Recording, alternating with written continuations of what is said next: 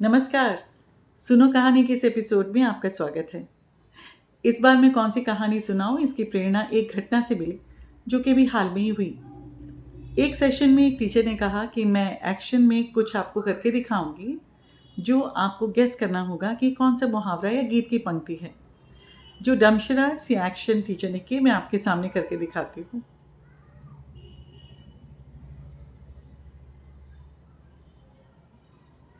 आप भी सोच रहे थे ना। बच्चों ने थोड़ा सा 2 बार या 3 बार दोबारा करने के लिए कहा, मगर उन्होंने फिर पकड़ लिया। बंद मुट्ठी लाख की, खुली तो प्यारे खाक की। ऐसा जिसमें भी आंसर किया था वो बहुत खुश हो रहे थे, बहुत अच्छा लग रहा था उन्हें। मगर एक बच्चे ने कहा कि उनके दादाजी ने उनको एक ऐसी ही कहानी सुनाई थी, उन्हें याद नहीं आ रही थी, मगर वो बहुत ही ऐसी अहम कहानी थी जो वो याद करना चाह रहे थे। तो वो अपनी टीचर से पूछने लगे, क्या आपको वो कहानी मालूम है, इतिहास में ऐसा हुआ था, बहुत ही कुछ ऐसा इम्पोर्टेंट सा हुआ था मैम। तो मुझे लगा कि ये कहानी तो आज सुनानी चाहिए, क्योंकि विश्व के किसी भी कहानी संग्रह से आप निकाल लीजिए, इस कहानी का कोई सानी नहीं मिलेगा। और ये कहानी नहीं, ये इतिहास है। ये कहानी है कालिदास की। कालिदास, जी हाँ बिल्कुल सही, संस्कृत के प्रकांड विद्वान कालिदास की। तो ऐसा था, काशी नरेश की जो कन्या थी उनका नाम था विद्योत्तमा। और ये राजकुमारी विद्योत्तमा अपने नाम के अनुसार विद्या में अति उत्तम, शास्त्रों का संपूर्ण ज्ञान, और इतना कि कुछ भी बात कहनी हो तो तर्क संगत शास्त्रों से उदाहरण देकर के बिल्कुल अपने आप को जो भी कहना होता है उसको प्रूव कर देती, उसको साबित कर देती थी। अब किसी भी पिता के मन में क्या भाव होगा कि अगर मेरी कन्या का विवाह हो तो जो वर है, अगर वैसे तो उसको उससे और विद्यावान होना चाहिए, नहीं तो उतना विद्यावान तो हो जितनी मेरी बेटी है। तो विद्योत्तमा ने ये इच्छा जाहिर की कि वो चाहती हैं वो उसी से विवाह करे जो उन्हें शास्त्रार्थ में हरा दे। और जब ऐसा ऐलान किया गया, मुनादी कराई गई, तो कई विद्वान जो थे, बड़े उनके मन में खुशी हुई कि चलो इस राज्य में विद्या की कुछ कीमत तो है, कदर तो है, बड़ी अच्छी बात है। उस समय के राजा विद्वानों को बहुत पुरस्कार, बहुत मान सम्मान देते ही थे। मगर ऐसा कभी नहीं हुआ था कि ये कहा जाए कि राजकुमारी उनसे विवाह करेंगी। तो विद्वान कई काशी नरेश के दरबार में जब पहुँचे, लेकिन उन्हें ये कहा गया कि इसके साथ एक शर्त और भी है, कंडीशन सप्लाई। एक शर्त और भी है, और वो शर्त ये है कि यदि आप विद्योत्तमा को शास्त्रार्थ में न हरा पाए तो जो वो कहेंगे आपको करना पड़ेगा, वो जो आपको कार्य देंगी करना पड़ेगा। तो विद्वानों को अपने शास्त्र के ज्ञान पर बहुत भरोसा होता था, अपनी विद्वता पे बहुत भरोसा था। और उन्होंने जब भी इस तरह की शर्त को स्वीकार किया तो शास्त्रार्थ हुए। इतिहास में है, विद्योत्तमा इतनी पारंगत थी और इतनी विद्यावान थी या विद्यावती थी और इतनी गुणी थी कि वो तर्क से किसी भी बड़े से बड़े विद्वान को हरा देती थी। उदाहरण के लिए अगर उन्होंने प्रश्न किया कि कर्म बड़ा है या भाग्य, अब मान लेते हैं कि जो विद्वान हैं उन्होंने कहा कि भाग्य बड़ा है, तो उनका फ़ौरन उत्तर होता कि अगर भाग्य बड़ा है तो आपने कर्म क्यों किया कि वहाँ से यहाँ तक चल कर आए ताकि आप मुझसे शास्त्रार्थ कर सकें। आप अपने भाग्य पे ही भरोसा करके बैठते और सोचते कि इस राजकुमारी से तो मेरा विवाह हो ही जाएगा। और उसी तर्क को साबित करने के लिए वो शास्त्रों से कुछ ना कुछ श्लोक उच्चारण ज़रूर करके दे देती थी। तो अपनी बात को इस तरह से वो साबित करती और विद्वान अपनी हार मान लेते। बात तो वहीं ख़त्म नहीं होती थी। उसके बाद इन विद्वानों को ऐसे ऐसे कार्य करने के लिए कहे जाते। किसी को घोड़ों के अस्तबल में निगरानी करने का कार्य सौंप दिया जाता, किसी को रसोइये के काम को देखने का कार्य सौंप दिया जाता। और ये बात धीरे धीरे विद्वानों में थोड़ा सा, और पंडितों में ये थोड़ा सा ये भाव आने लगा कि राजकुमारी को बहुत दंभ हो गया है। अभिमान कभी भी इतना अच्छा नहीं होता है। स्वाभिमान होना अच्छी बात है, मगर अभिमान होना कहीं ना कहीं घातक हो जाता है। तो उस समय के विद्वानों को, पंडितों को लगने लगा कि कुछ तो हमें करना पड़ेगा कि राजकुमारी का ये जो दम्भ है, ये जो घमंड है, वो चूर करना पड़ेगा। खैर, ऐसे ही जब विद्वानों की एक मंडली आपस में वार्ता चर्चा करती हुई कहीं से जा रही थी तो उनको लकड़ी काटने की आवाज़ सुनाई दी। और देखते क्या हैं कि सामने के एक पेड़ पर बड़ा सुंदर सजीला गोरा निखरा जवान जो है अपने लकड़ी काट रहा है, बड़े मन से आरी चला रहा है। मगर जिस डाल पे वो स्वयं बैठा है उसी डाल को काट रहा है। और उनको देखते ही उन्होंने बिल्कुल ज़ोर से उसे कहा, "अरे तुम ये क्या कर रहे हो? अभी तुम खुद ही गिरोगे नीचे।" इतना कहते ही कहते वो डाल चरमराई, क्योंकि वो आधी कट चुकी थी, और धड़ाम से वो युवक आ रहा ज़मीन पर। विद्वानों ने कहा, "क्यों भाई? तुम जिस डाल पे बैठे थे उसी को काट रहे थे।" तो ये थे हमारे कालिदास।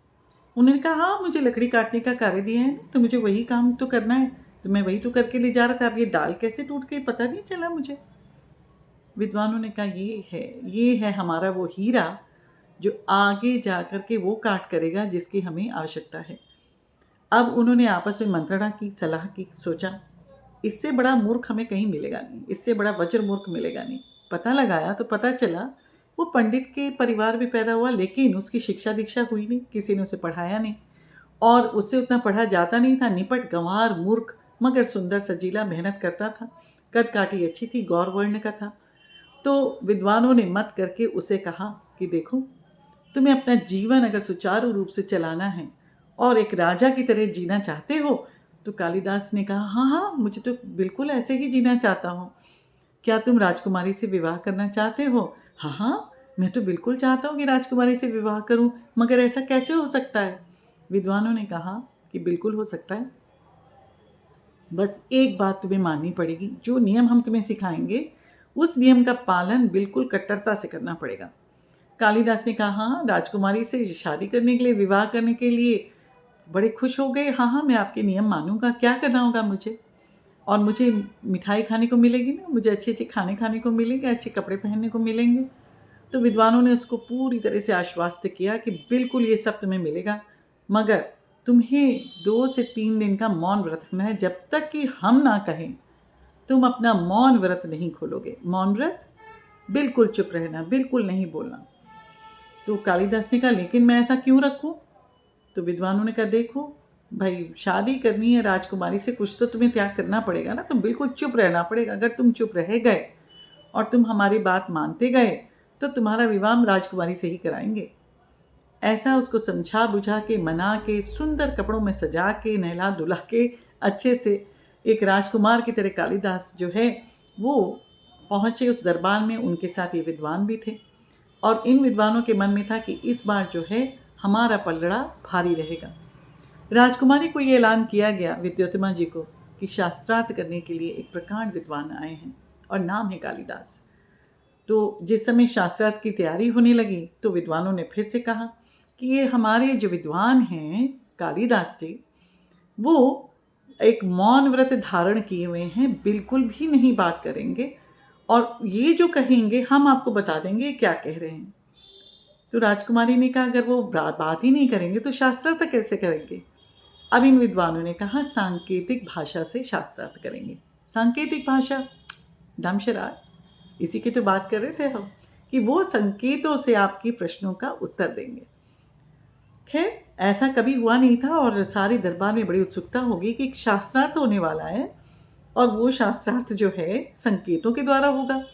किसी ने ऐसा शास्त्रार्थ नहीं देखा था। दूर दूर तक बात फैल गई, बड़े लोग आए और बड़े खचाखच भरा हुआ दरबार में, और वहाँ पर शास्त्रार्थ आरंभ हुआ। राजकुमारी बैठी, उन्होंने अपना पहला प्रश्न जो है वो संकेत की भाषा में हमारे कालिदास जी के सामने प्रस्तुत किया। पहले उन्होंने उंगली ऊपर उठाई, ईश्वर एक है, ब्रह्म एक है, तुम क्या कहते हो?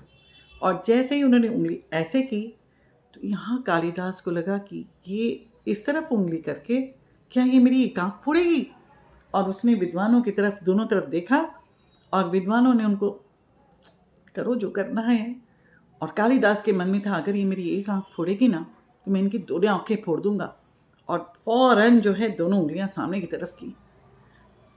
2 मिनट के लिए विद्योत्तमा पीछे हो गई, एकदम समझ में नहीं आया कि क्या कह रहे हैं। यहीं पर विद्वान कूद पड़े बीच में, समझाने लगे, राजकुमारी जी, आपने कहा है ना ब्रह्म एक है, और हमारे पंडित जी क्या चाहते हैं, क्या कहना चाहते हैं, तो वो ये कह रहे हैं कि एक ब्रह्म है और एक जीव है, 2 होते हैं ना, यही वो आपको बताना चाह रहे हैं। राजकुमारी बड़ी प्रसन्न हुई कि ये तो यही बिल्कुल सही बात कही है इन्होंने।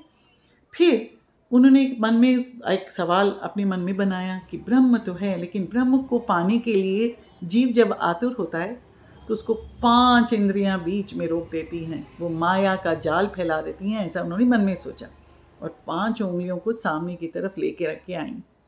जब वो 5 उंगलियां सामने लेकर के आई तो कालिदास ने देखा और सोचा, अच्छा अब ये मुझे थप्पड़ मारेगी। पहले आंख फोड़ने की बात करी थी, अब थप्पड़ मारेंगी।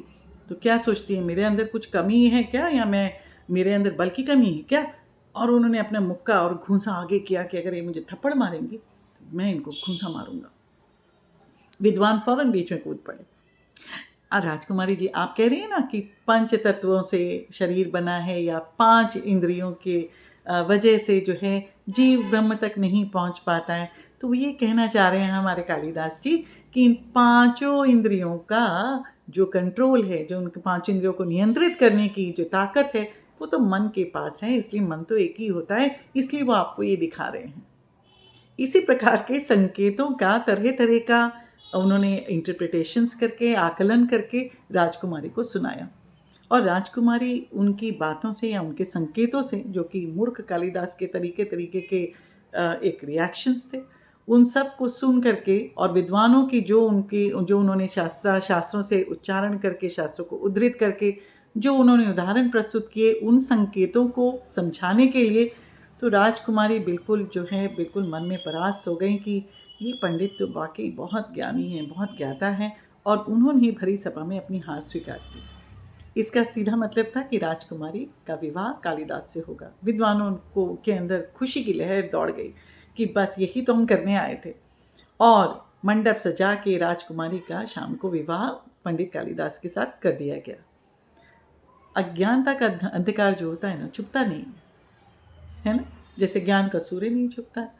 तो जैसे विवाह होने के बाद में जब पति पत्नी को इकट्ठा होने का मौका मिला, तो बातों में बिल्कुल पता चल गया विद्योत्तमा को कि कालिदास जो है निपट गंवार मूर्ख हैं, संस्कृत के 2 वाक्य भी नहीं बोल सकते, और ना बोल सकते हैं ना समझ सकते हैं। विद्योत्तमा के क्रोध की तो कोई सीमा नहीं थी, गुस्से से उनका दिमाग गर्म हो रहा था, और उन्होंने कालिदास को धक्के मार के राजमहल से बाहर निकाल दिया।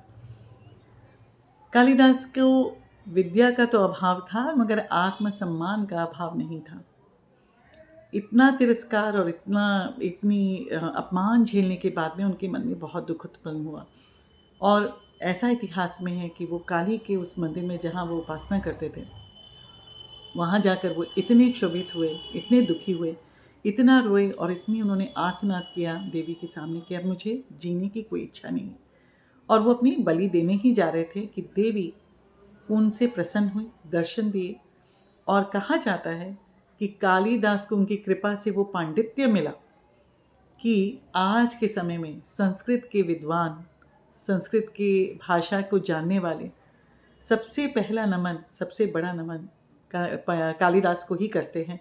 अगर आप अभिज्ञान शाकुंतलम की बात करें, मेघदूत की बात करें, कुमार संभव की बात करें, विक्रम उर्वशी की बात करें, तो नाम कालिदास का सर्वोपरि आता है। और सम्राट विक्रमादित्य के नवरत्नों में से जाने जाने वाले कालिदास, उनका जीवन रोमांचकारी कहानियों से भरा पड़ा है। सारी तो मैं आज नहीं सुना सकती, मगर एक से एक, यहाँ तक कि आपको जान करके हैरानी होगी कि उनका अंत भी कैसे हुआ, वो भी कविता के कारण, क्योंकि कविता की एक पंक्ति को उन्होंने अनायास ही पूरा किया, मगर उनकी उस कविता की पंक्ति ने ही प्राण ले लिए। कैसे ले लिए वो फिर कभी सुनाऊंगी। लेकिन कालिदास के जीवन चरित ऐसा है कि देखिए, सांकेतिक भाषा का शास्त्रार्थ पूरे विश्व में कभी किसी के जीवन में नहीं हुआ, और एक वज्र निपट मूर्ख जो है पंडित बन गया, क्योंकि वो अपनी पत्नी से तिरस्कार पा करके, वो अपनी ग्लानि से अपने आप को बिल्कुल मांझ करके, हीरे की तरह तराश करके उन्होंने अपने विद्या को मांझ लिया, बढ़िया किया, अच्छा किया, और सुंदरता से अपने पांडित्य को सबके बीच में चमका दिया। तो ये कहानी थी कालिदास की। अगर आपको अच्छी लगी हो तो सबको ज़रूर बताइएगा, और जानने का प्रयास कीजिएगा कि उनके जीवन की और कहानियाँ क्या थी। धन्यवाद।